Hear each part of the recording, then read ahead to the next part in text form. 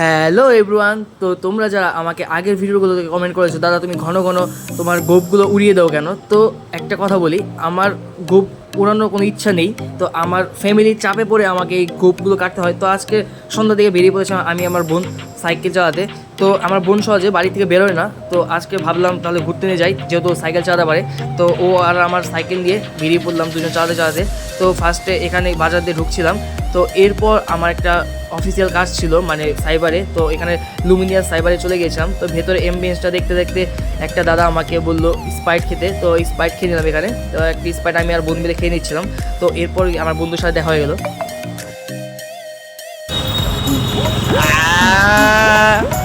ধরা খেয়ে গেছো তুমি, ফুচকা খাচ্ছ ভাই? কেমন মুখে দে ভাই, নিজের মুখে দে, আমার মুখে না, নিজের মুখে দে একটা।